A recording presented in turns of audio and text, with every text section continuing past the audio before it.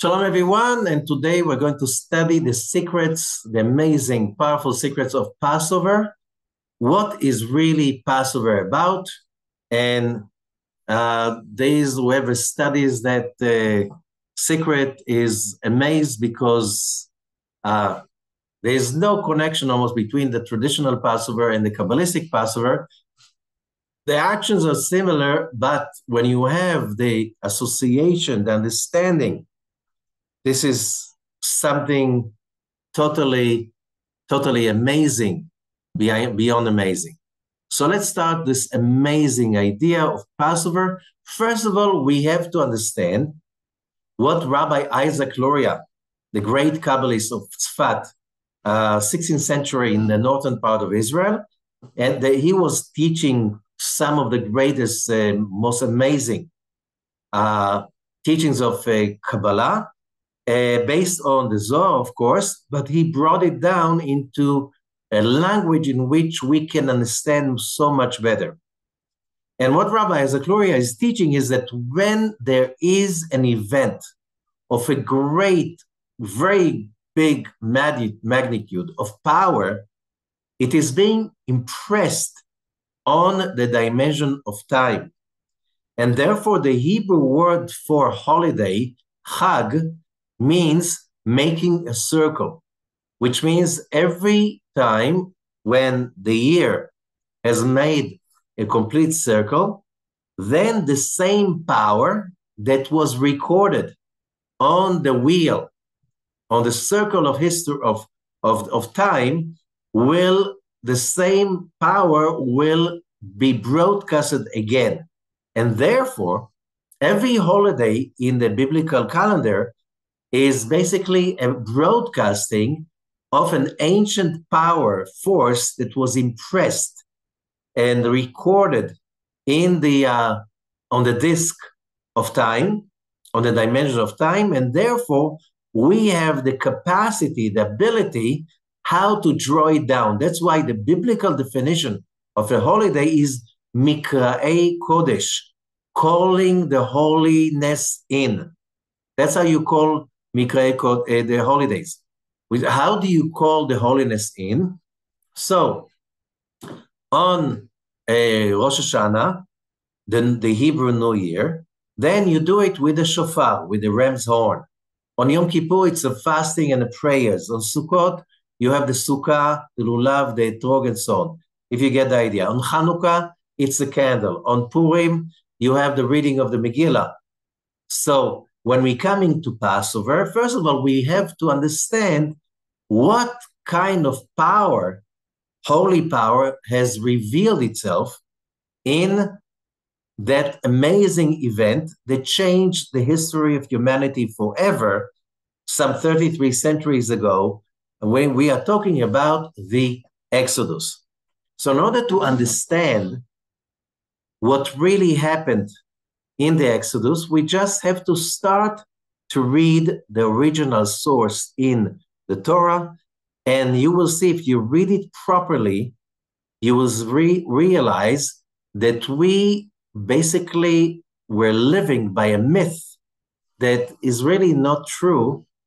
Most people that do have any kind of understanding of Passover don't really understand, and because they're simply reading the Torah wrong.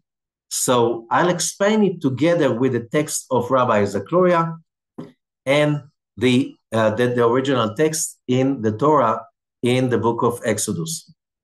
So let us start. We start in Exodus 12, verse 1. And Hashem spoke unto Moses and Aaron in the land of Egypt, saying, God speaking to Moses and Aaron, and he's saying, or basically ordering, this month shall be unto you the beginning of months. It shall be the first month of the year to you. Now, English is, like it's every translation is basically a commentary. So I'm trying to bring the common translations, but this is not really really according to the text itself. It says this month shall be for you, to you. the beginning of months, it shall be the first month of the year for you, to you, or yours. In Hebrew, the word is lachem, and as we spoke about about Rosh Chodesh, the teaching about Rosh Chodesh Nisan, the noon month of Aries, God is giving Moses and Aaron and the nation of Israel, he's outsourcing the power to declare and decide the beginning of the month.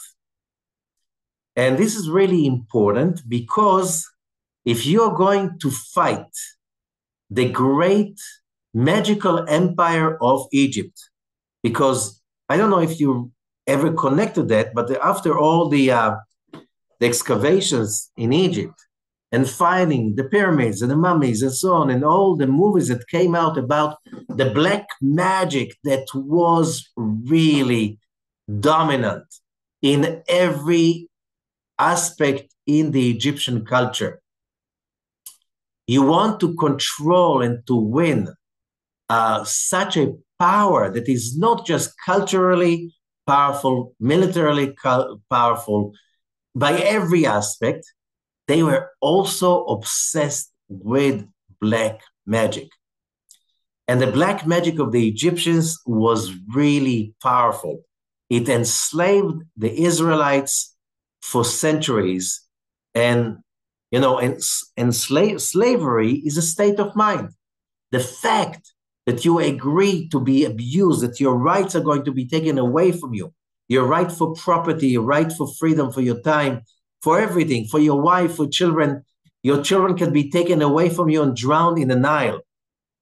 If you read just a story in the book of Exodus, just the beginning, and you continue to work for your master, it's kind of like a spell. So, verse 3.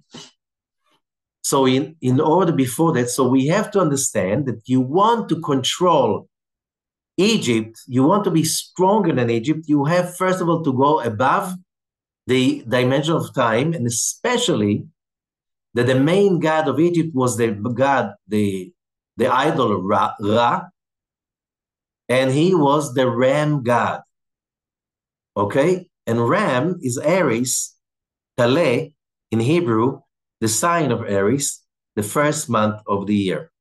So you want to control the Egyptians, you have to be stronger and take over the powers of their main idol. So the beginning is by overpowering them in the dimension of time, and that's the declaration of the new moon, and with the knowledge that we have the power to instill our dominance during this month. Verse 3, speak ye unto all the congregation of Israel, saying, in the 10th day of this month, so it's the same, remember, it's the same opportunity, the same event that God is telling Moses and Aaron to teach the Israelites how to bless the new moon on one hand, and he continues, he gives a series of orders, because you need to bless the moon before the new moon. Okay, therefore, this, whatever we're reading over here right now, these verses have been said a month, 2 weeks at least before the Exodus. So follow carefully. So he said, first of all, you bless the new moon, you declare the new moon, you take control over this month. And then verse 3 says, speak unto all the congregation of Israel, saying, in the 10th day of this month, they shall take to them every man a lamb, according to the house of their fathers, a lamb for a household. Okay? So he says that's what you're going to do. First, you're going to bless the new moon, celebrate and meditate on the new moon, and then, to control it, you wait 10 days. On the 10th day of Nisan, each household will take a lamb to the house. Remember, the lamb was the a holy animal. Like today you have cows in India, the lambs were in Egypt. So that was a risk to take a lamb and tie it up in the house in front of the Egyptians. That was a big risk. And that was the order, take the lamb. That's the second stage. Now comes the next stage. Verse 4. And if the household be too little for a lamb, let him and his neighbor next unto his house take it according to the number of the souls. Every man according to his eating shall make your count for the lamb. Okay. 5. Your lamb shall be without blemish, a male of the first year. You shall take it out from the sheep or from the goats. So it could be a kid or a lamb, but the general name was Taleh, the lamb. 6. And you shall keep it up until the 14th day of the same month, tied up in the house, and the whole assembly of the congregation of Israel shall kill it in the evening. Which means on the 14th, that's the next stage. Stage 1, blessing of the new moon. Stage 2, taking the lamb on the 10th day after that. Stage 3, on the 14th in the evening, you take the lamb and kill it, slaughter it. And they shall take off the blood and strike it on the 2 side posts and on the upper doorpost of the houses, wherein they shall eat it. So first, so they have 2 stages in that. So it's if we're talking about the 14th day after the new moon in the evening, so we're talking about the night of the full moon, which is the night of Passover. So you slaughter the lamb, take the blood, and strike it on the doorpost in 3 places. On the doorpost, on the top, upper doorpost, and on the sides. The Zohar is teaching that you do it in special way that it looks like you just cover the top upper doorpost and then the right doorpost and then part of the left doorpost. So you have the Hebrew letter Hey, which is symbol of the Shekhinah, the divine presence, so the house will be protected. And they shall eat the flesh in that night, the meat. I don't agree with this translation, it's terrible. Somebody really didn't understand Hebrew. It's to eat the meat on that night, roast with fire and matzah, and with maror, bitter herb, they shall eat it. Okay, so that night you slaughter the lamb and you eat it with maror and matzah. So why did the Israelite eat the lamb in the evening of the 14th, 15th, which means the evening of the full moon of Passover, with matzah and bitter herbs? Because they were told to 2 weeks earlier, at least 2 weeks earlier. Eat not of it raw, nor boiled at all with water, but roast with fire, his head with his legs. You don't roast parts of it, you just roast the whole lamb on the fire, that everybody passing by will realize this is a lamb. This is not part of a beef. And with the pertinence thereof. So you eat you roast the entire lamb, and then every household will eat the lamb together. And you shall, now verse 10, and you shall let nothing of it remain until the morning, and that which remaineth of it until the morning you shall burn with fire.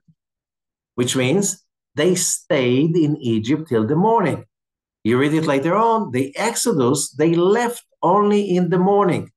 So if they slaughtered the lamb at twilight, the 40th day in the twilight, in the sundown, ate it, they had the whole night, not just to eat the lamb. How long does it take to eat a piece of lamb meat?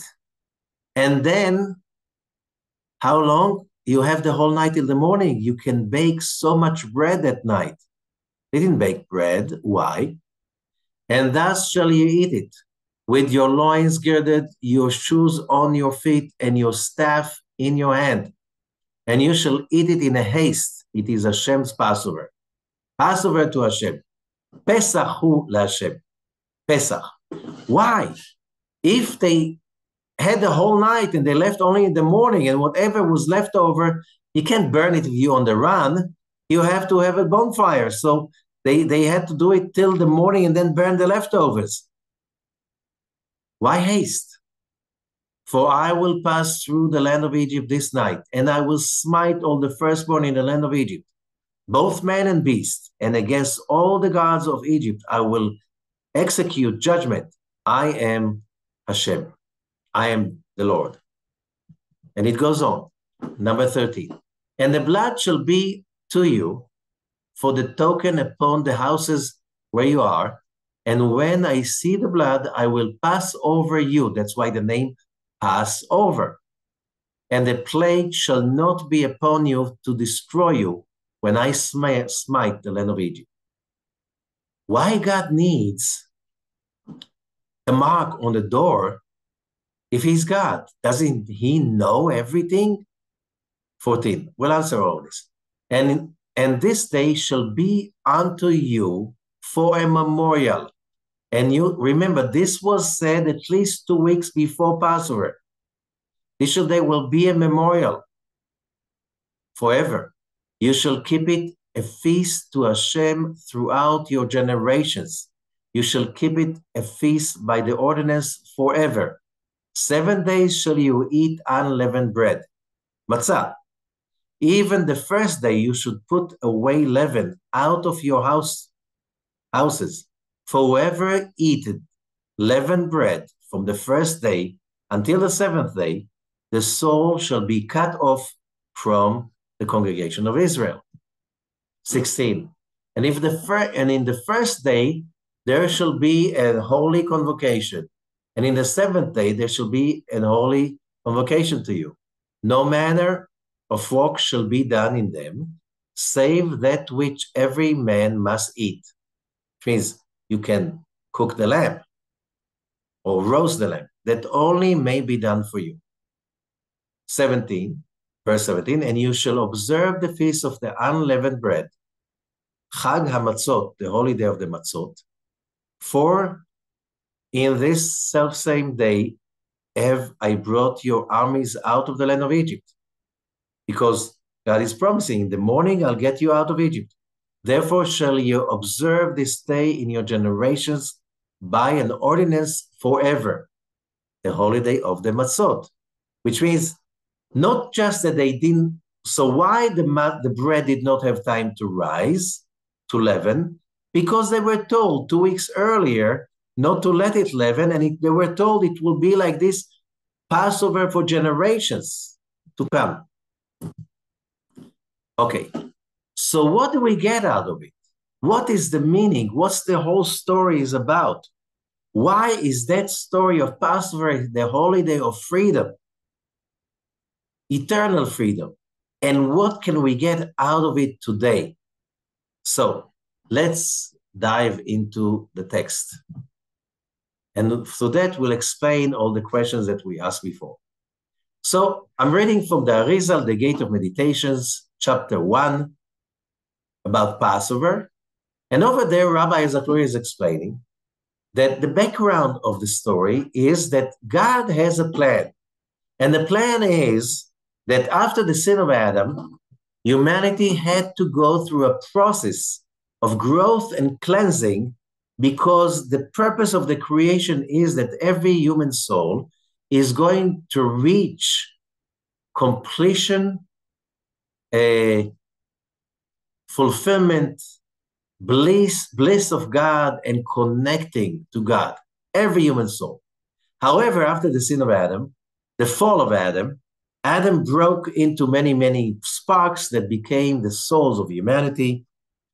And there was a plan through which humanity has to go through in order to be able to reach the destination, which is the messianic age of completion and unity among the people and with God.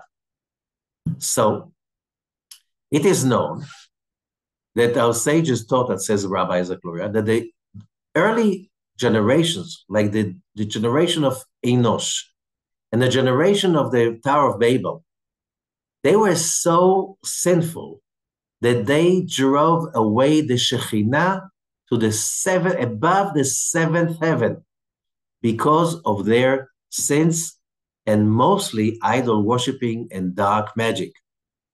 And you should know that the Israelites that lived at that generation of the Exodus in Egypt, they were basically very high souls, very high sparks that came from Adam, incarnated into the generation of the flood.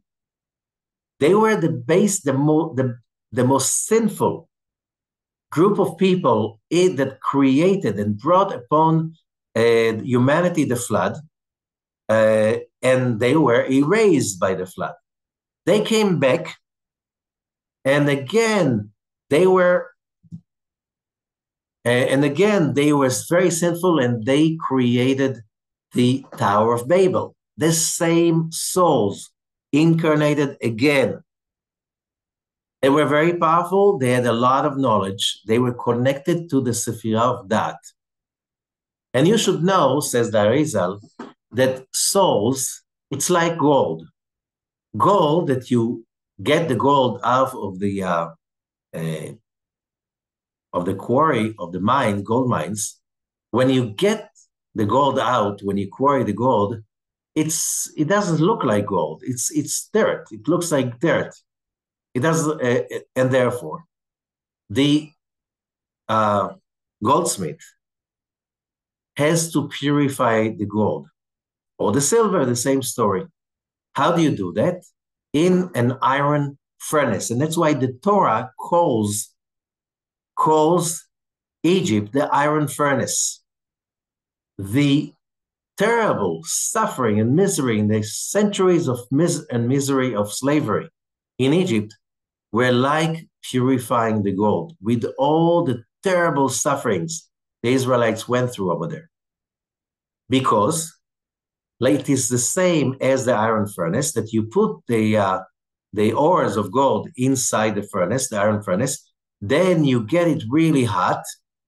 Most of the dirt is burned, and the gold is melting and then it goes into a corner, and then the goldsmith collects it, and then he does it in the second round and the third round, till the gold is purified slowly. That's a process. And until then it looks like gold. The same thing is with the process of reincarnation, that because of the sin of Adam, the souls became very, very filthy with dark energy, and therefore they were getting corrected slowly, and they were really starting to correct in the generation of the slavery in Egypt. And you could see that because they suffered so much in Egypt to purify their souls from all the negativity of idol worshiping, black magic, and all the other terrible stuff they did, stealing, killing, whatever. So because many of them did not really complete their tikkun, where they drowned in the flood. That's why the decree, every born boy should be thrown into the Nile. That was to complete what they didn't complete in the flood. And what did they do in the Tower of Babel? They were saying, let's make bricks and build a tower. And what does it say about the Israelites in Egypt, in slavery? And the Egyptians got their lives bitter with making bricks. The main work they were at was making bricks. That was paying for making bricks for the Tower of Babel. in order to rebel against God, which means against the process of the tikkun. I won't go into the details, but that was the real big sin about the Tower of Babel. And because all of that generation, all of those souls, the children of Israel in Egypt, they came from the Sephirah of that in the tree of life. And we know that when you blemish a Sephirah, you invite the klipot, the dark side, to hold on. That's what's so terrible about it. Because the word transgression in Hebrew, avera, means to transfer. You transfer the holiness into the dark side. And therefore, the Israelites had to go to Egypt because Egypt, where the culture, the civilization that were connecting to the klipa, the dark force that is sucking its energy from the upper da'at, upper Sephirah da'at. And therefore, the name of Egypt in Hebrew is Mitzrayim, even till now in Arabic, al-Masr, which is made because it's the upper Masr, upper Meitzar, the narrow, which is the neck. So when you're talking about the throat, Savar, Tsar, Mitzrayim, and when you're talking about the neck, you call it Ha'oref, or in different letters, Pharaoh. Ha'oref, Pharaoh. And that's why Egypt was a civilization that was the epitome of the klipa that basically was created by the early generations. So because those people were the children of Israel, they created that option for that negativity of Egypt to be created. Therefore, they had to pay the price. And that's why they were enslaved to Pharaoh and to Egypt, because they caused all of that, because the result was darkness for the whole of humanity. So as they spent those terrible years in slavery in Egypt, that cleansed that klipa, that negativity, till they got out from the iron furnace. And now they were pure enough to be able to experience and to go to the next stage. Okay.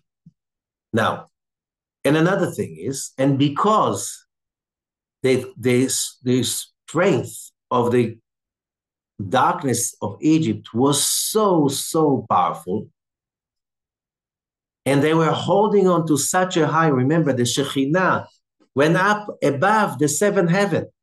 The Egyptians had the ability to draw holiness from above the seventh heaven.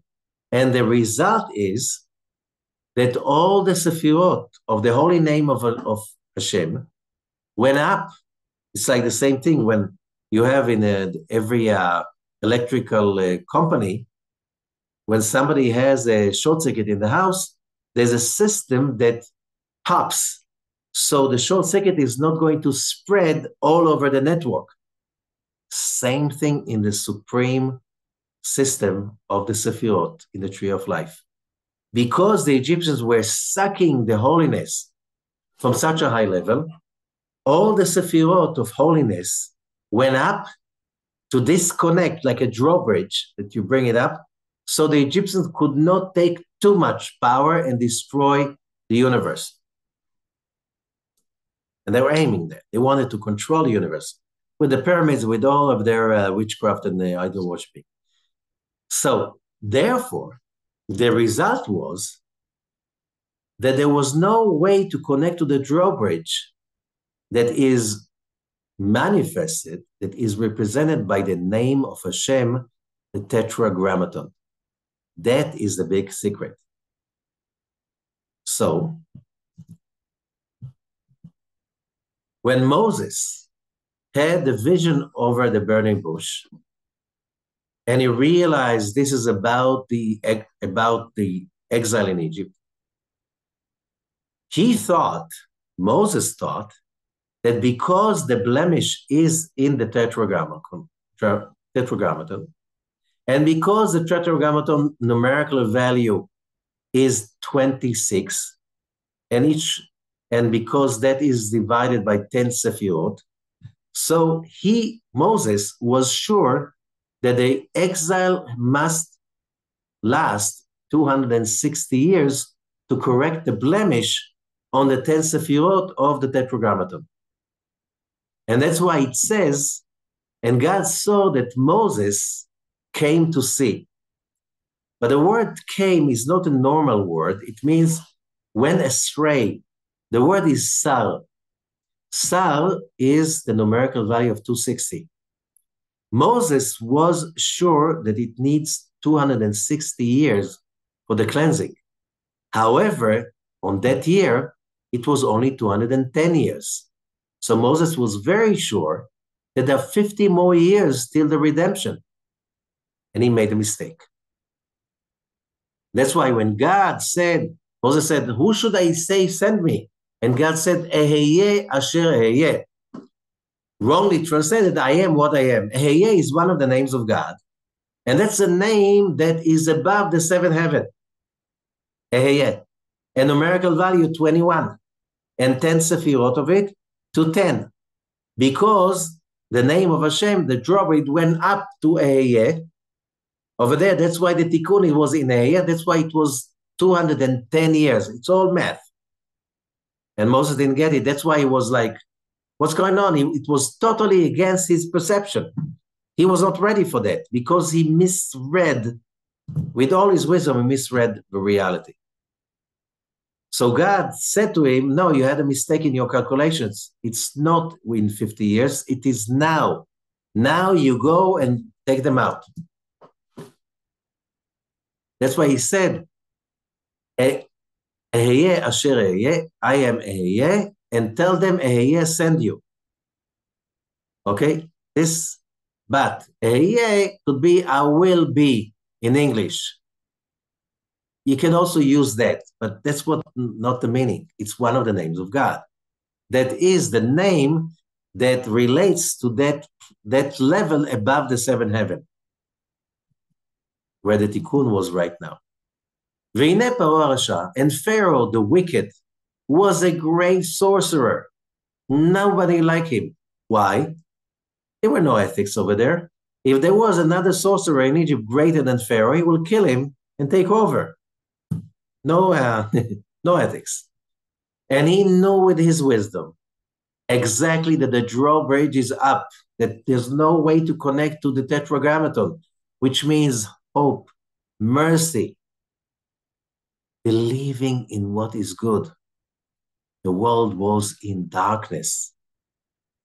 And that's why when Moses came to Pharaoh, he said, who is God? Who is Youdkevitch? Who is the Tetragrammaton? When talking about Elohim, Pharaoh could talk about Elohim because this is the name of judgment. But God as the Tetragrammaton, Pharaoh was always like, doesn't exist. Total, why? According to my perception, there's no way to connect to him. All the klipot we created, he can connect to him. Which means people are hopeless, they will stay slaves forever. And not just the Israelites. What about the common Egyptian? Can you imagine how much of the GDP of Egypt, the national product of Egypt, went to build the pyramids and all the big temples and stuff like this in Egypt? How much this money could help in improving the irrigation system and so on and so forth. So they were also like under a spell, cooperating with such horrible theft from the people. And they were also hopeless, and that's why they did not rebel. And that's why he said, who is Youdkevitch, who is Hashem, Tetragrammaton that I will listen to? Okay, and again, and every time Moses mentioned the name of Hashem, the Youdkevitch, the Tetragrammaton, then Pharaoh remembered that, no, it doesn't exist. What are you talking about? It doesn't exist. Therefore, you will never be able to leave. So we realize that the whole issue of the redemption from Egypt was by a miracle that is so great. Why? Because you had to defeat so much darkness.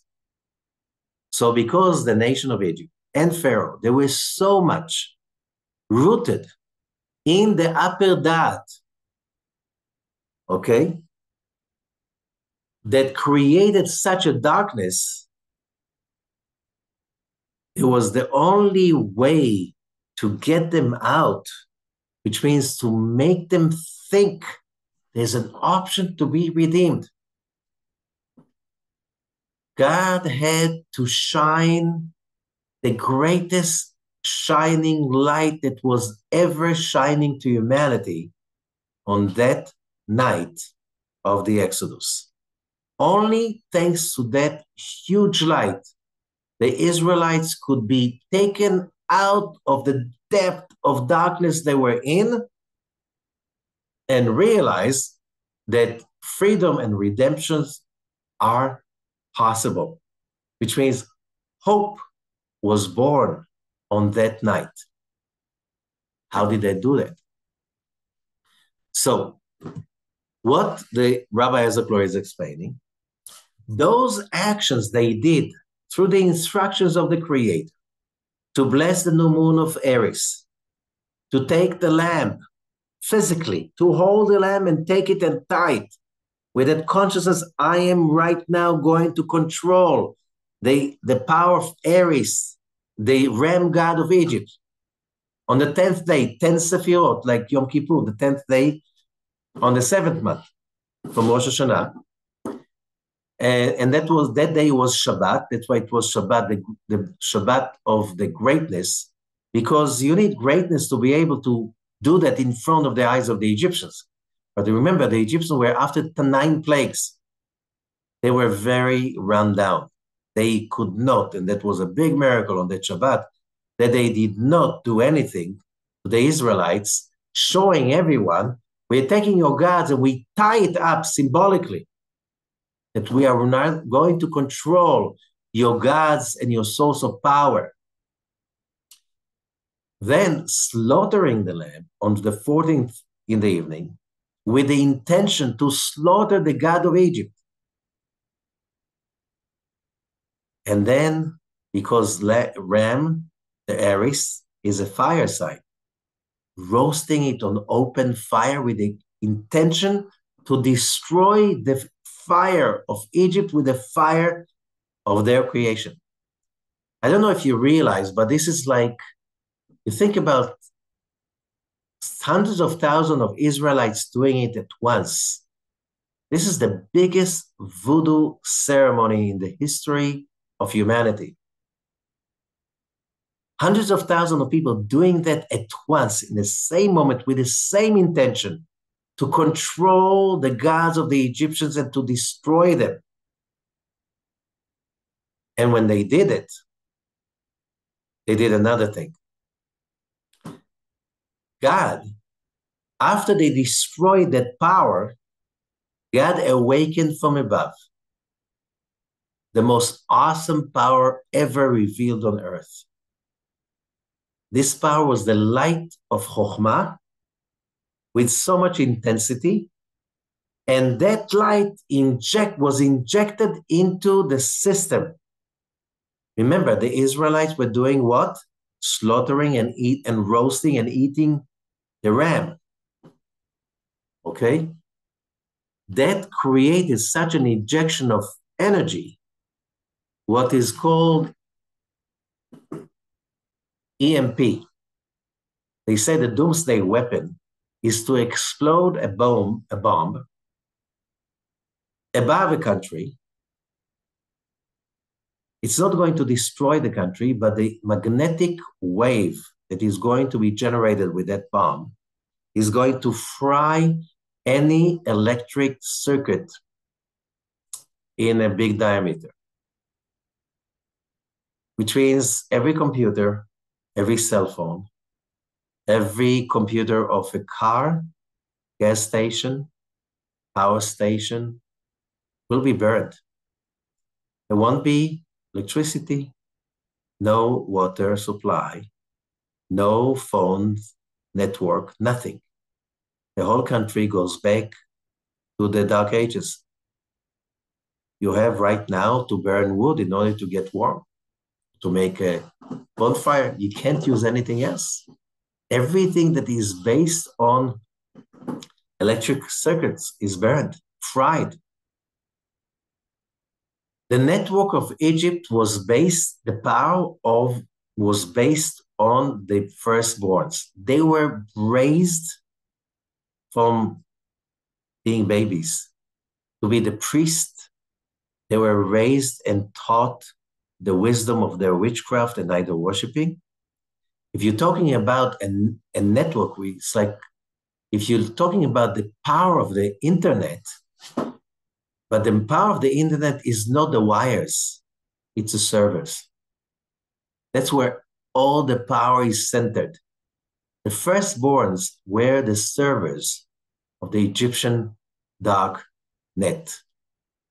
And when that awesome power entered the dark net, the firstborn were fried and died on the spot on midnight. And Egypt collapsed with that beam of energy and simply could not function anymore. The Egyptians were never a great empire after that. They never built pyramids after that. They were not capable anymore. They didn't have those powers. Their network was shut down, burned to the stake. Now, the same light did another thing. The same light entered the Israelites and did something very unusual to their souls. Okay. What did it do?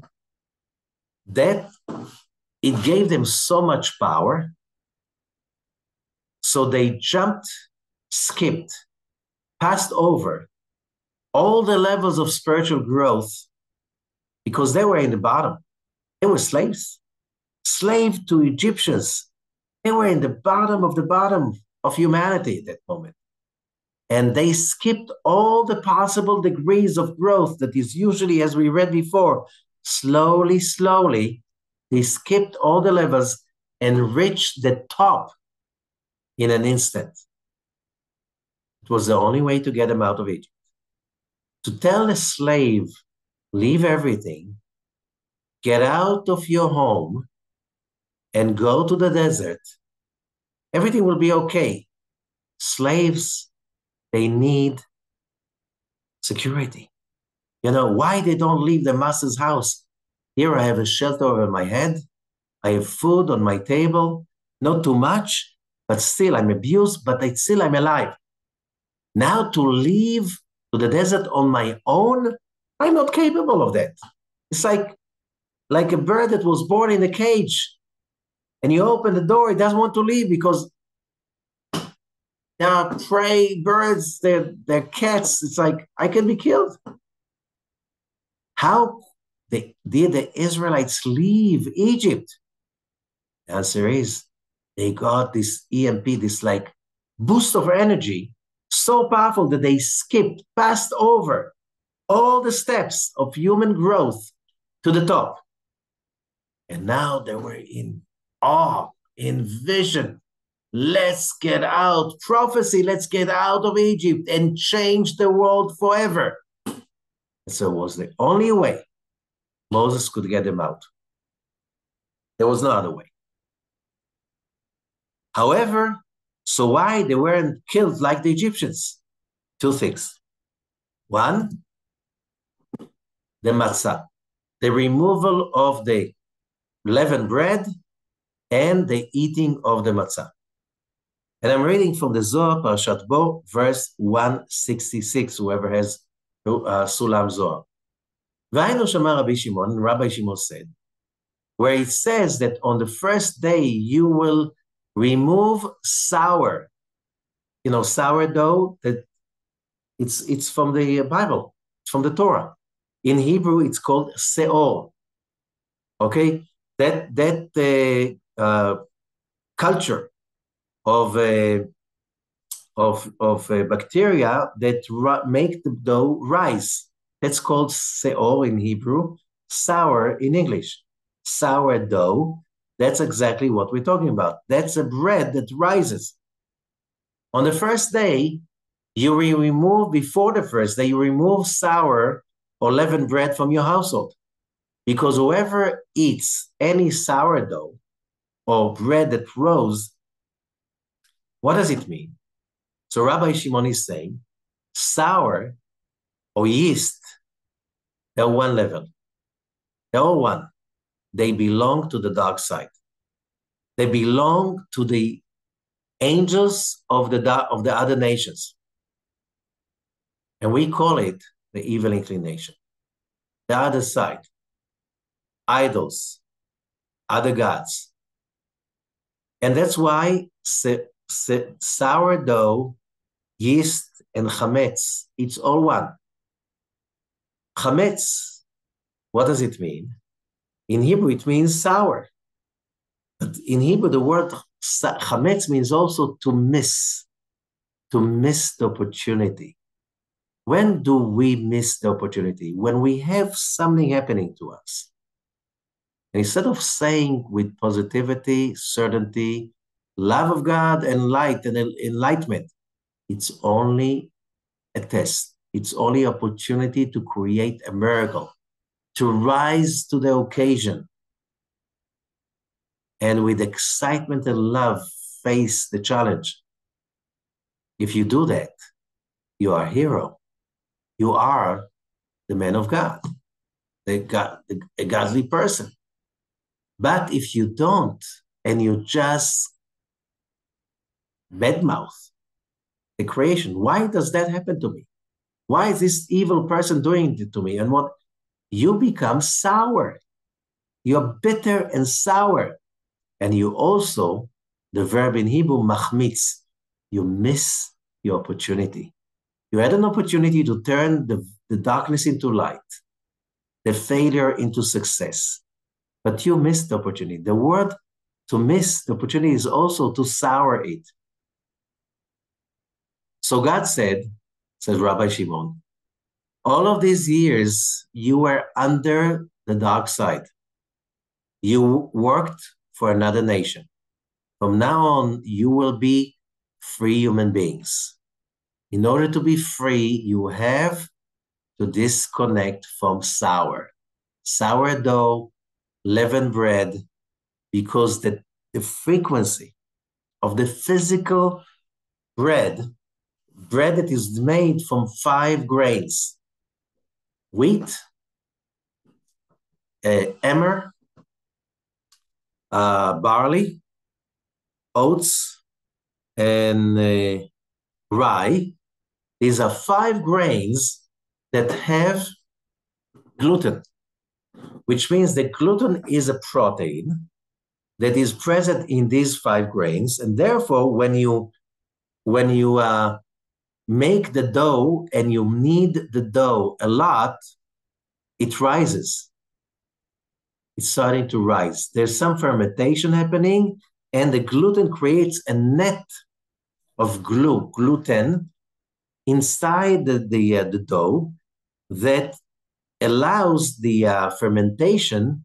So the gases that are coming out of the fermentation, the CO2, they are trapped inside the gluten network that is being created through the kneading, and then it traps those CO2, and then it rises. If you add sour or yeast to the dough, then the fermentation is accelerated, so it rises even more. So it's not a pita, it becomes bread. But you have to understand that is on the physical dimension, the epitome, the symbol, the frequency of evil inclination. Like the evil inclination, it's all about rising. Even if you notice that gluttony is coming from gluten. And we know that people get addicted to gluten because there's something it makes you need more and more. And bread is a symbol for nourishment and livelihood, but it's also the symbol of accumulating of possessions. So you have to get rid of that power if you want to survive the EMP of God on the night of Passover. Okay? Why is it called matzah? But we learned that one of the names of God is Shaddai, which means whoever said to his world, die. Die in Hebrew means enough. Okay? Enough. When? How?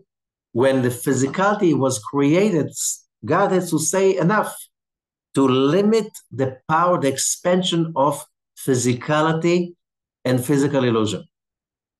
When we overcome that, that's going to the world of Shabbat, removing all the judgments, all the troubles. Matzah.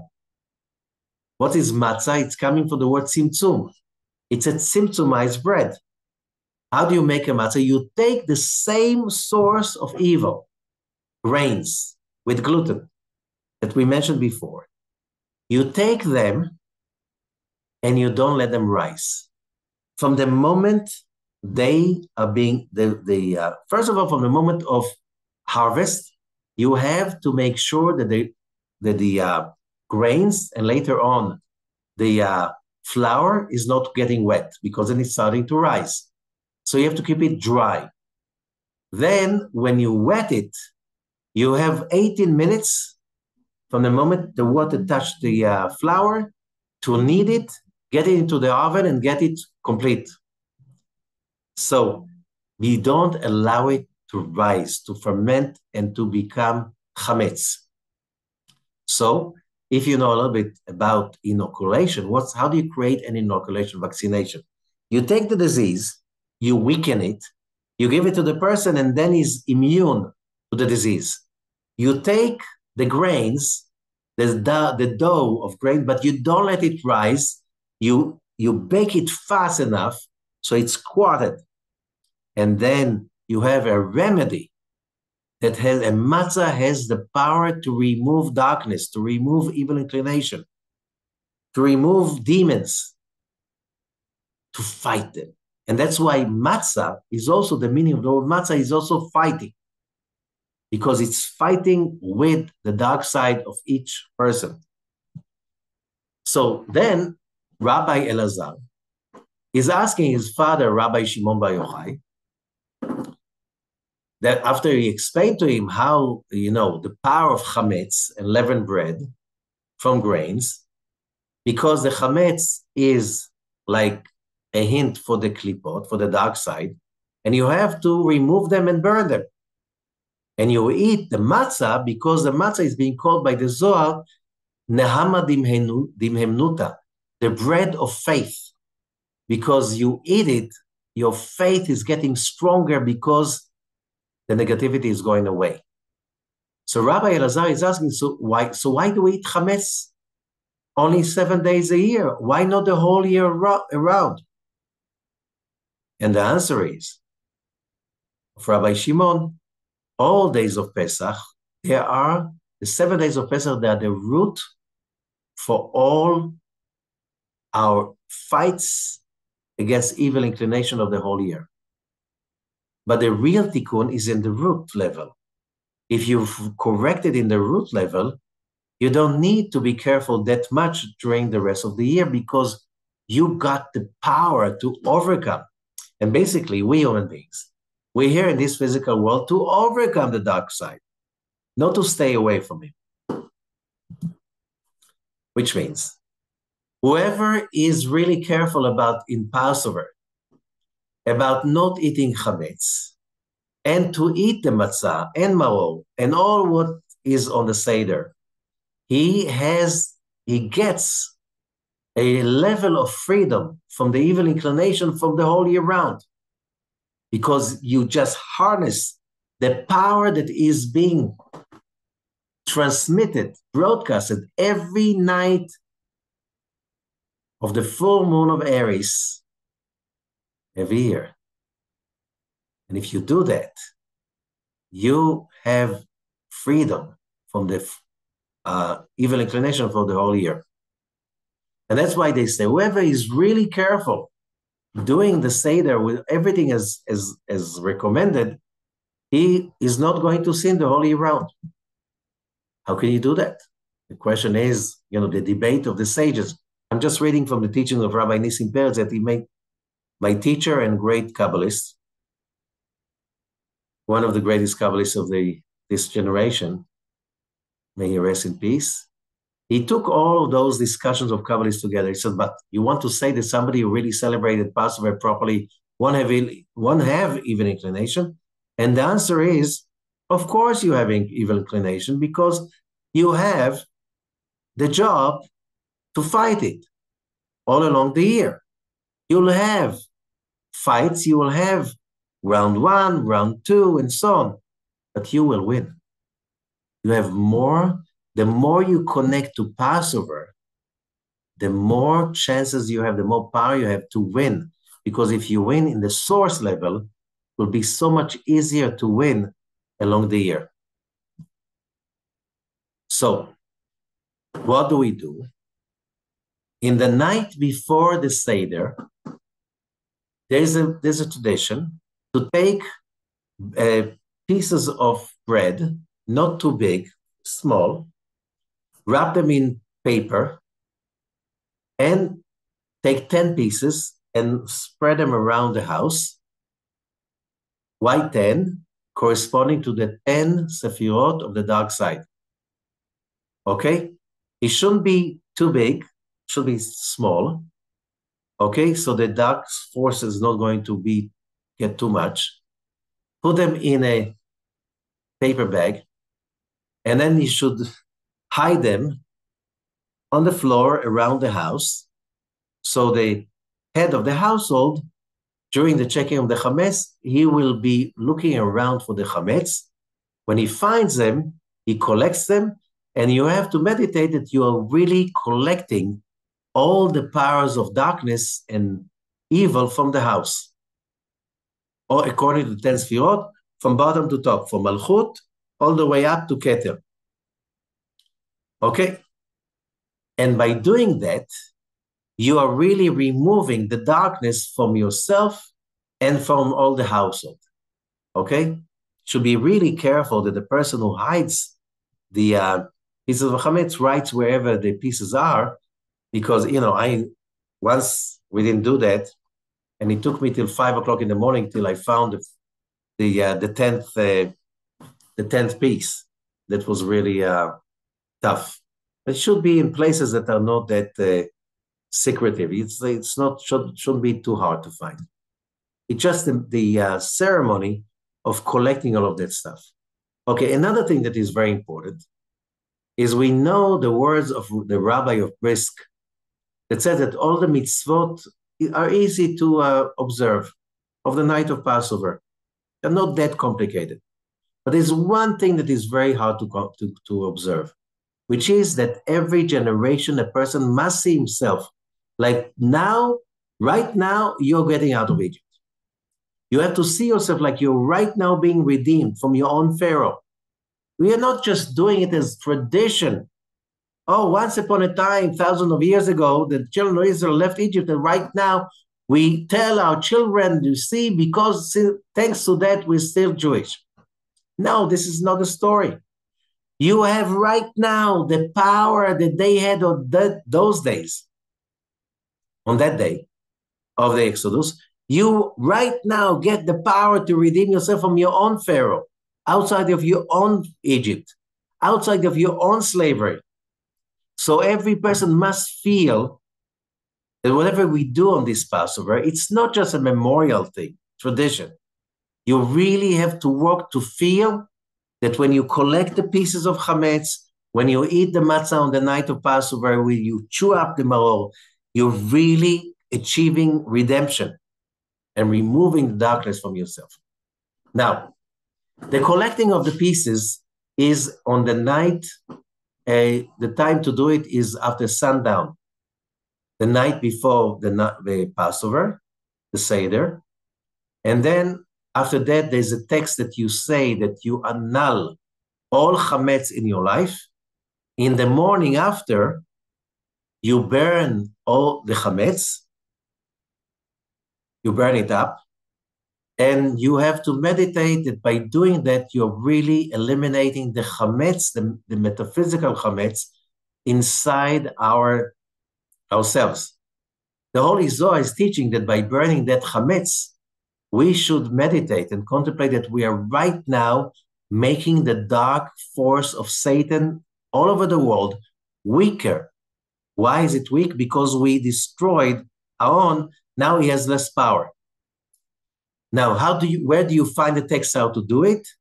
The text of the blessing over the checking of the chametz and its burning can be found in the holiday prayer book of Passover or in the Haggadah, Passover Haggadah. So there are a lot of Haggadot in English, and you can find also there's a Live Kabbalah Passover Haggadah. There's a link down in the information for this teaching in YouTube. You go down, you'll find a link that you click on it, and you can download PDF with the whole Passover Haggadah, with the meditations, and also with the checking of the chametz, how to do it, when to do it, and exactly the stages and the blessings that you have to say. Okay. So what was the plague of the firstborn? So it says, Rabbi Elazar said that the God of Egypt was a lamb, and therefore that was really like destroying the gods of Egypt, as we said before. Okay. The next mitzvah is the Haggadah. Reading the Haggadah on the night of Passover. Why do we have to tell the story of the Exodus? And the answer is that, and it says every person who's reading the story and telling the story of the Exodus, and is doing it happily, is going to rejoice with the Shekhinah in the world to come. But what does it mean? And the answer is, why do we need? The Zohar is asking to tell the stories of all the miracles. God knows everything. He knows what was, is, and what will be. So why do you have to make it public, all the stories, and to tell it in public, in the group in your family, with friends and so on? And the answer is because there is a power saying, connecting to that moment and saying the words we'll see, because that has the power to bring down all the bliss that is available at that night. So what's so powerful in this night? So Rabbi Nissim Peretz is adding. And that's why in the Haggadah, we say, Ma nishtana laila zeh, what's different tonight than any other night? And there are many changes, but one of them is the most obvious. There's a prayer that is called Hallel. Hallel is being said when there is a great miracle. So you say Hallel on holidays, like Sukkot, Passover, Hanukkah, okay? You say Hallel. But the only time along the year that you say Hallel at night is on the night of Pesach. And you don't say it once, you say it twice. Twice.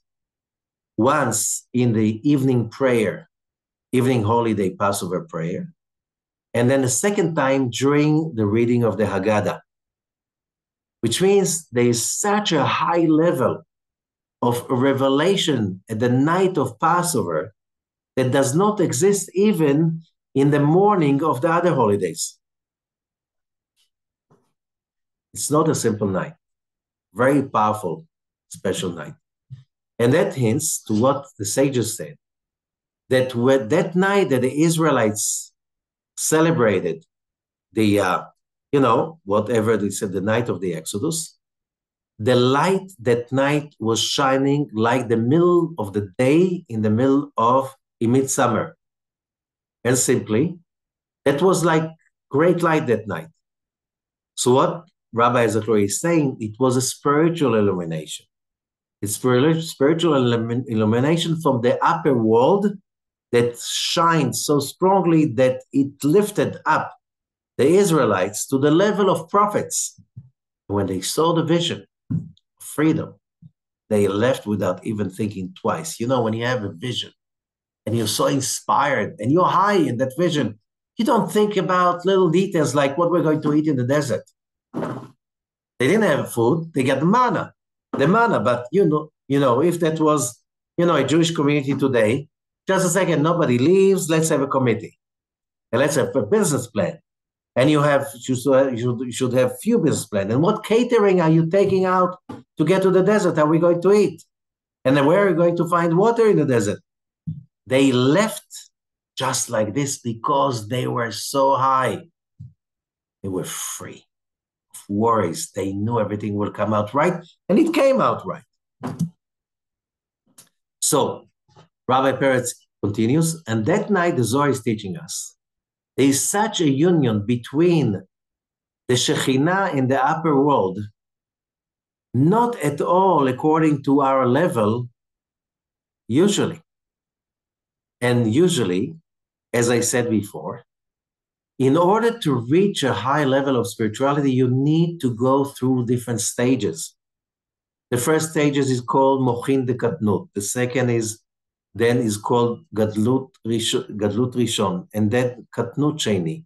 And then the fourth, the Gadlut Sheni. It's like there's levels that you have to go. It takes lifetimes.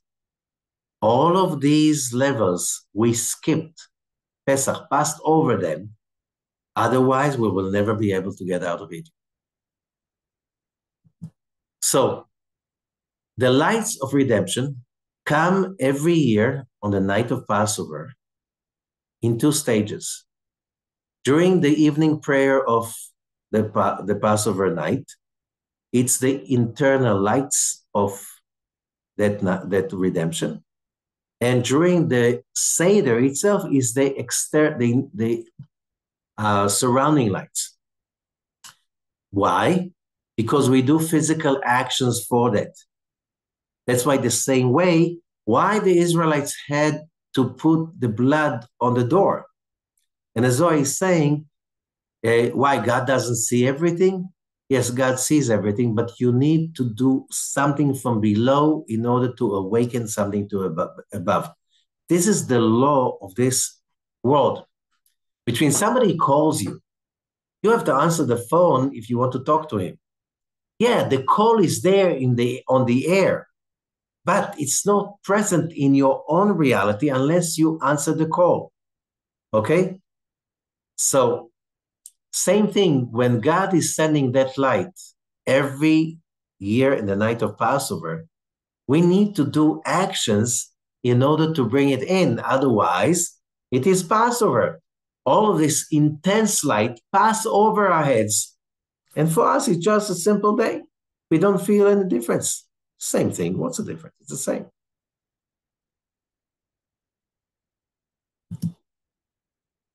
So another question Rabbi Nissim Peretz is asking, so why don't we do Shavuot and Mount Sinai revelation? Why didn't it happen exactly the day after such a great revelation of Passover? And the answer is because we received that light from the Creator. What do we do on our side? Eating matzah, bitter herbs, and stuff like this, telling the story of Passover. It's not that much. But we get so much. It's God is acting inside us, the light of redemption. The day after, it disappears. Why? We didn't achieve that light. We received a great gift. Now you felt freedom and redemption. Now you have 7 weeks, the counting of the Omer, that step by step, you're bringing all of those levels you got in few hours in the night of Passover. You get them now through spiritual work of 7 weeks, 49 steps. All of these 49 steps, you got them in one instant, in one night, the night of the Seder. So that's after we worked for it for 7 weeks. Now we could get the light, the higher light of Keter on Shavuot. So up to here, this is what is the purpose and the surrounding meaning of Passover. Now we're going to go into the different steps of the Passover Seder and how to do them and what are the meanings according to Kabbalah. Unless somebody has a question.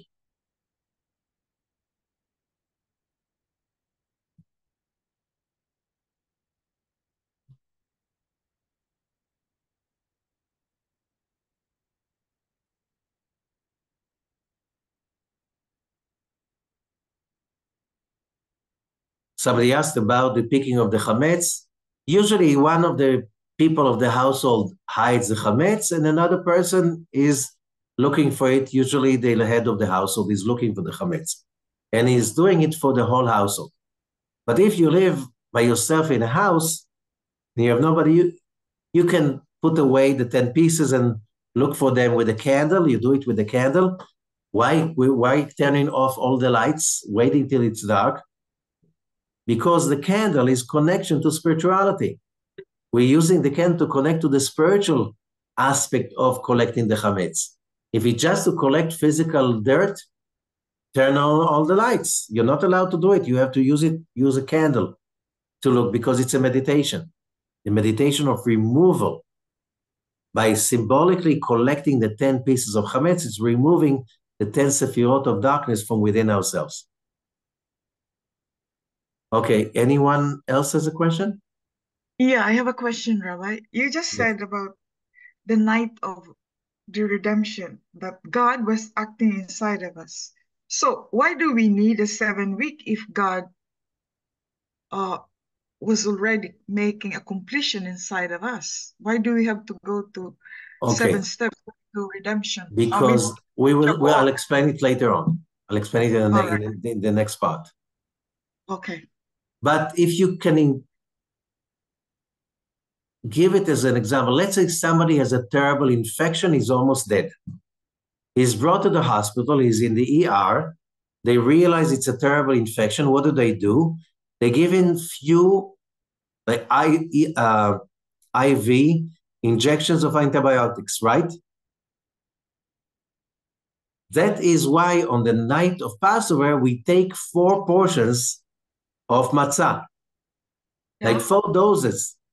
And after that, you need to take twice a day with the meals for 7 days. That's how it works with antibiotics. That's how it works with the matzah also. You take 4 doses at the night of Passover, and then for the rest of the 7 days, twice a day with the meals.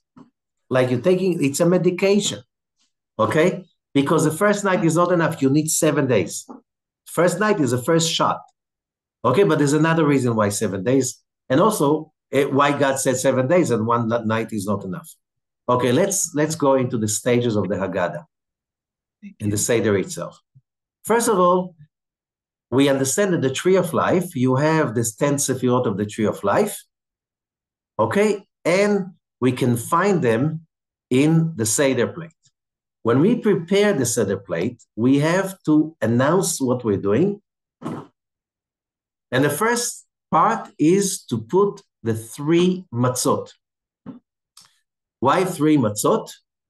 Now, Ashkenazi Jews have built up, you can buy something like this, but usually if you buy in a Judaica store a matzah bag, it has 3 compartments inside, and you don't need 3 stories, okay? So, or you take 3 napkins, and you put the matzot in between them. But the 3 matzot, they come from the same, if the 3 matzot are coming from the same box, okay? And the best are the handmade matzot, because there is the human intention of making the matzah, like suppressing the dark side, the evil inclination when they make it. Whoever been to a matzah factory, handmade matzah factory, how they beat up the dough like crazy till it's getting into the oven. So they beat the daylight out of it. So you take but the 3 matzot coming from the same box, then what's the difference? So you have to basically voice activate the energy of the sfirot of these matzot. So you take the first matzah and you say the first matzah, the top matzah is chokhmah, the sefirat chokhmah. The second matzah, the middle matzah is bina, and the third is dad. Okay, the way you do it, according to the Arizal, is that people sit to the Seder, or if they don't want it, you can do it before, and you take the first matzah, which will be the top matzah, which is also represent the right column, which is Chokhmah. It's also representing Kohen. Okay, so you say, you hold the matzah, you say, this matzah is for representing Chokhmah, right column, Kohen. You have to say it. And then you meditate that a matzah is a letter Hey, written as you see in front of you, the letter Daled and a Yud inside. Okay? That is how you meditate on it. Then you put it on the top shelf or on a top location. Then you take a second matzah in front of you and you say, this matzah represents Bina, left column, Levi. And now you meditate the letter Hey, but now if you notice it's different. It is the letter Dalet, and within you have the letter Vav. Okay? And now you put it in its place under the top matzah. Then you take the third matzah, you put it in front of you, you declare this is Da'at, center column, Israel. And you meditate that the letter Hey over here is made of 3 times the letter Vav. In the shape of Hey, but it's made of 3 Vavs. Then you put it underneath the bottom matzah. Okay? So now you completed the upper 3 of the tree of life on the Seder plate. Now you put the plate itself. Now, Ashkenazi Jews, to save space or whatever, they, as you've seen before, they make this like, you can also do it at home if you don't have anything. You just take a tray, you put it on 3 high glasses, and you put the 3 matzot underneath, with the napkins. It'll be cloth napkins. It makes it easier. And then on the plate above, you put the 3. That's Ashkenazi, which means European Jews. Sephardic Jews usually they put the 3 matzot where it says on the top. Just when you're sitting and the plate is in front of you, they put it on the top. It's like it's just sitting a little bit on the top of the Seder plate itself. Okay? There's no right and wrong. Whatever it's comfortable for you, you can do it. Now, the plate itself, on the plate itself, you have exactly the Star of David, Zeir Anpin. So on the top right, Chesed, you put, there are few ways. Either you put a real shank bone, it's called shank bone. You really put part of a roasted leg of a lamb, okay? Or if you don't get a leg of a lamb, a neck of a chicken or a leg of a chicken, that could be also okay. And you burn it before Pesach on fire a little bit, so to get like the roasted thing into it, and you present it to everybody. This is Zohar, that's the name of that part, Chesed. Then on the left, you take an egg. You say Beitza, Gvura. Now the egg also, you could also burn it a little bit on above the fire. So it's just touched by fire. Okay, in the middle, between the two, you have maror, that's bitter herb. Now, there are different traditions about maror. Depends on your family tradition. If not, The best thing for maror is lettuce, but the outside, when you have a lettuce, the outside leaves, the older leaves, okay? And European Jews also, either because on Passover sometimes you couldn't find any green lettuce, or the lettuce was not bitter enough, so they take horseradish. Horseradish, the same taste as also of you have in the green bitter stuff of the Japanese wasabi, the same taste. So you can buy horseradish, you can buy, it's easier to buy, or any bitter herb, but the best is, and today it's very easy to get, the outer leaves of the lettuce. Then you call it maror, tiferet, center, and that's a central column. How come something bitter is central column? We'll come to it. Okay, then underneath, so you have that's the top triangle. The lower triangle, you have on the right, charoset. Netzach charoset, you make it from you can make it from I'll give you the recipe soon. On the left, karpas. Karpas, according to Rabbi Azakloria, this is simple parsley leaves. You have to kosher them, which means the same with the lettuce, because there are bugs on it. And so you have to put them in a soap or salty water for 2 minutes, and make sure that you wash it really clear so there are no bugs on it, because the bugs are not kosher. Okay, so this is karpas, hodr, the parsley. And then in the middle of the lower triangle, you have chazeret, yesod, you pronounce it. Here you put the young, sweeter leaves of the lettuce that are in the middle of the lettuce. And then the whole plate, this is malchut, the plate. Okay, so now the plate contains 6 dishes arranged in a form of Star of David, corresponding to the following Sefirot of the Tree of Life. Chesed is a lamb's arm or chicken's neck, and that's on the top right, representing the strong arm of the Creator that broke the bondage of Egypt. Chesed. Gevurah, judgment, din. That's a boiled egg. Boiled egg, you boil it before you burn it a little bit, symbolizing the desire and stubbornness of judgment. In the middle is the maror, the bitter herb, horseradish, or the outside leaves, both of them, of the lettuce, symbolizes the power of war and death. Chew a mouthful with the intention to control the power of death. That's why we eat the bitter herb, to overcome death. We're going to talk about it. We touch it with the charoset before, that's going to be explained later on. Charoset is the right column, netzach, expresses the power of life, the love and giving. And next, hod is karpas. The bottom left symbolizes judgment and suffering, dipped in salt water, symbolizing the power and grace that balance the laws. Yesod is a lettuce, the middle leaves, and that's in the middle, the middle of the top bottom triangle. That's the power of balance.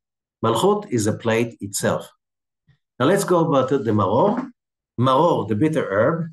Maror is written mem reish vav reish. Numerically, the mem is 40, the reish is 200, the vav is 6, another reish 200, together 446, which is mavet, death. So the maror symbolizes the judgments.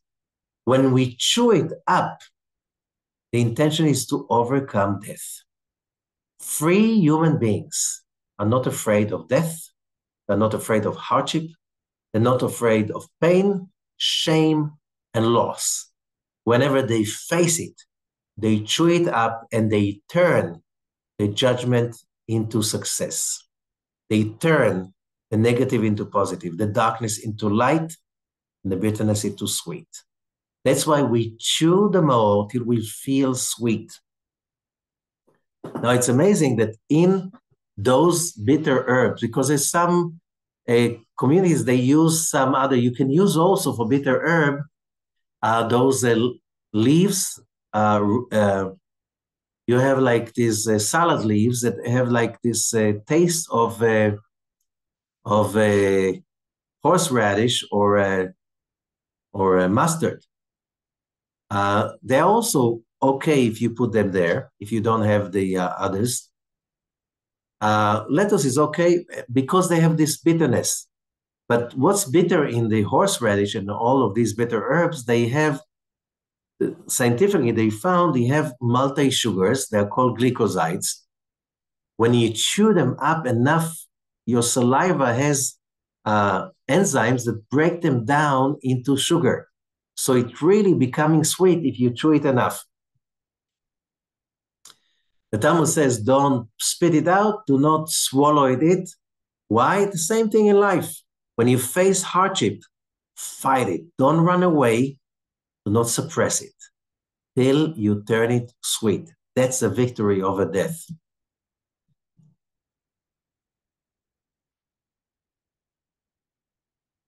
Okay, now we come to the charoset. The charoset is the potion of life.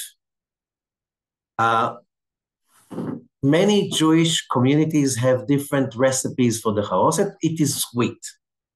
So if you're a Iraqi Jew, then you use dates or silan, which is the date honey. And Ashkenazi Jews usually use the meshed apples and pears and nuts, hazelnuts, adding also some cinnamon. According to Rabbi Zakluria, the best is, you don't have to do it, but the best is using 10 spices. Using 10 ingredients. The upper 3 sefirot are represented by 3 spices. Cinnamon, very easy to get. Ginger, very easy to get. And nard, that's very hard to get. Nard is a spice from the Himalayas. It's called Nardus takis, jatamansi. And some people can get it in exotic spices stores, or lavender. Lavender, because there's an argument among the scholars. What does it mean, nard? Is that plant from the Himalaya or just lavender? Finding lavender is much easier. This is the time lavender is blooming. So to take the blooms of the lavender, clean it also, like when you clean the herbs with a soap or whatever, leave it in the soap water for a few minutes and then wash it clearly till you have no bugs in it. So cinnamon, ginger, nard, or lavender. And the 7 lower sefirot, you have 7 fruits. Grapes, okay, or raisins or wine, all 3 are okay. Because to find fresh grapes today, it's much easier than in the past, but I don't think that everywhere you can find fresh grapes because it's not the season. Usually they import them. Figs, dates, apples, pears, hazelnut, and pomegranate. Okay? So you can use pomegranate juice because today it's very easy to get pomegranate juice. Now you usually to get it to look like, it has to look like cement they use to make the bricks from. So put a lot of, if you can get kosher for Passover dry figs, use a lot of them, and dry dates. So if this is the major mass, then you can, in a food processor, you make that potion, and then you use that for the charoset. And it has a very special taste, but the amounts are not important, just that you have the ingredients. So you can play with that according to the taste. That is the potion of love and right column chesed, verses. So we have 15 stages in the Haggadah. We say that in the beginning. Why 15? Because 15 is the Yud and the Hey in the Tetragrammaton, which means 15. Yud and Hey is also a number, 15, which also represent the upper three Sefirot. We're bringing down the upper three lights through these 15 stages.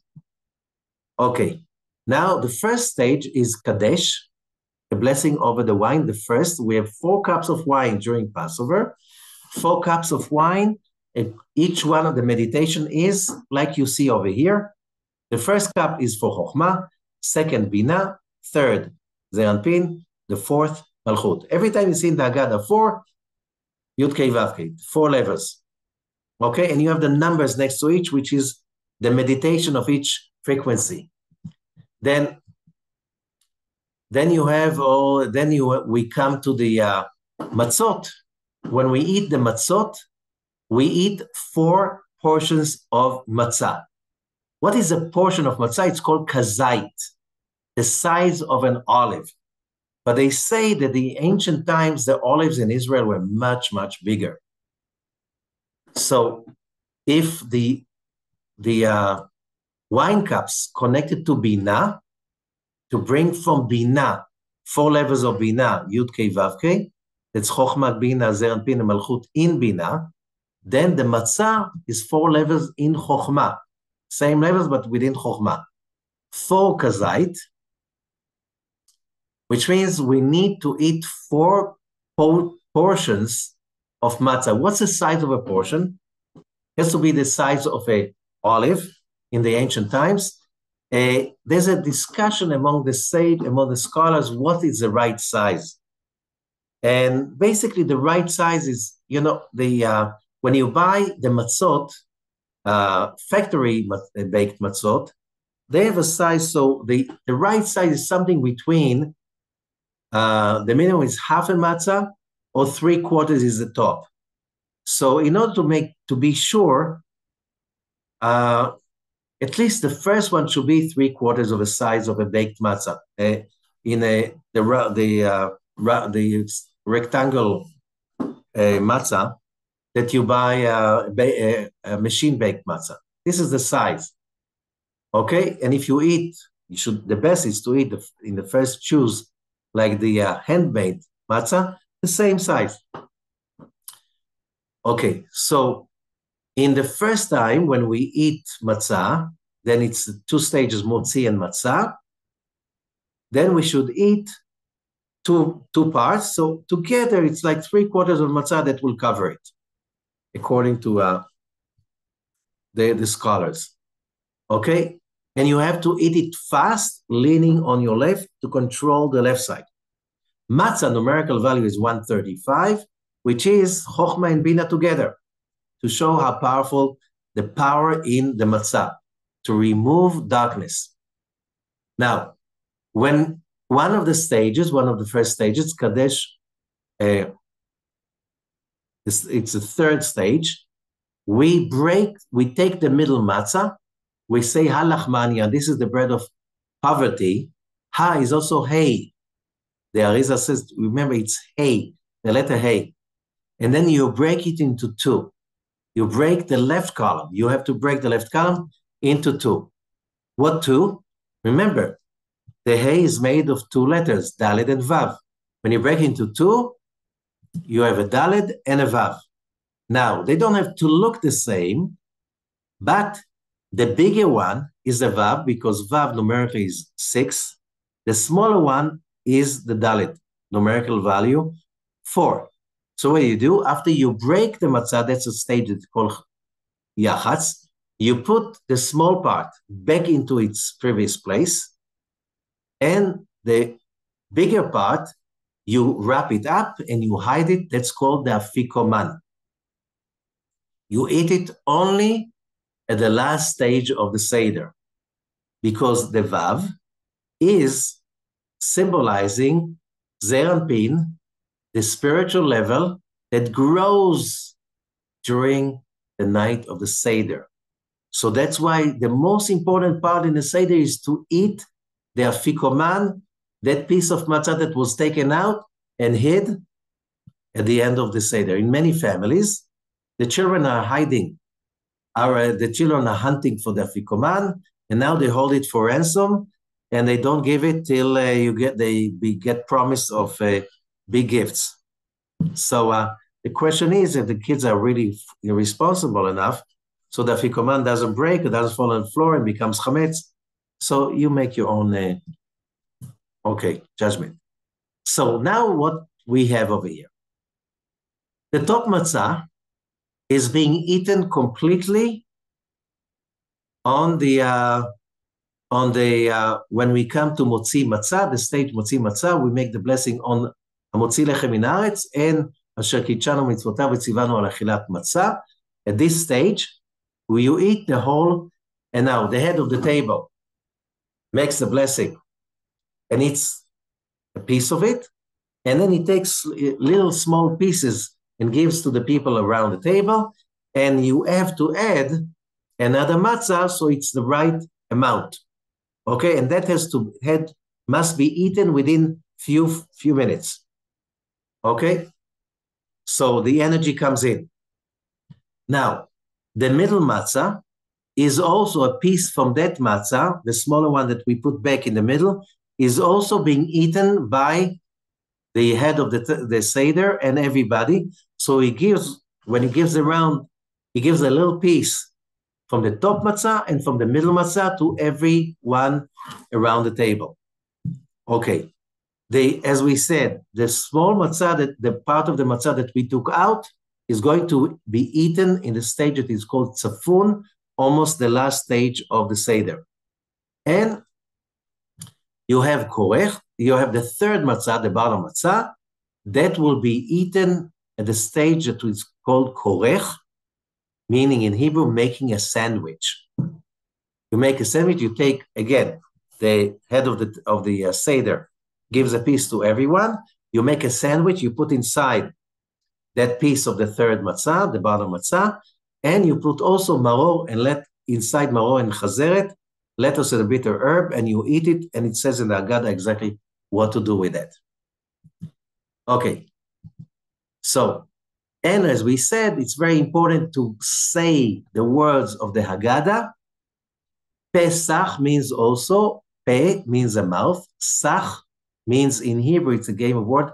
It sounds like speaking mouth, and also you have to speak and to tell the story, but also sach is 68, chaim, life. When we say the words of the Haggadah, we talk about the miracle of Passover, we imagine that we are part of it, we draw a supreme life into our body and to our soul. The Hallel is one of the 72 names, the letters Lamed Lamed Hey, numerical value 65, which is the vessel, Aleph Dalet Nun Yud. This is saying the Hallel, it's a vessel to bring in the bliss that is available at night. When we're talking about four sons, Youdkevitch, 4 questions, Youdkevitch, it's all about the delivery of the Tetragrammaton and the idea of connecting to hope. So, as Rabbi Nissim Peretz of blessed memory said, on the Seder night, we have a goal to eliminate the klipa, the dark energy from our lives. From now on, there is no klipa, no dark energy, no angel of death, no evil inclination. Everything is sweetened at its root. That's the level we want to reach by the end of the Seder and during the night of the Seder. However, as we said, is it possible to get complete freedom from burning chametz, eating matzah, and drinking wine? And the answer, the light remained only for that night. The next day disappeared. Now that we have tasted the taste of freedom and attracted the lights of wisdom, we can walk on the same forces for 7 weeks. This is the counting of Omer. And then remember all those lights that came in at one night. Now it takes them 7 weeks to come in. And then we will receive all of this by merit from the Keter because we worked for it. So why 7 days? So now the explanation. The first week, from the first week of Pesach, the 7 days, it's on the counting of Omer is correcting the level of chesed. And because Chesed includes all the work of the other Sefirot, there's a tremendous revelation of light in it, and therefore it is Chol HaMoed. It's a holiday that is kind of a weekday. Usually you don't work on Chol HaMoed. We have like the prayers we have in the morning prayer. You have also Torah reading every day. You have Musaf every day. And that's the time to celebrate. It's not time to work. Family dinners, visiting family. So it's like it's a holiday that you can drive, you can use cell phones, you can use electricity, turn the lights on and off, you can cook and so on, but not much more than that. Just the basics. Be busy with study, meditating, connecting to light. Because there's so much light being revealed on the 7 first days of the Omer, that's called Chol HaMoed. On the 7th day of Passover, the lights of Chesed are completed, and therefore it is a real holiday. Again, no driving, no so on, no electricity. On the 7th day of Passover, we also celebrate the splitting of the Red Sea and the miracle of the 72 names, the connection to the miracle that came from the Keter, an allusion to the lights of the Keter that will we receive on Shavuot. It's like mini Shavuot on the 7th day of Passover, the splitting of the Red Sea. And that's it, if there are any questions.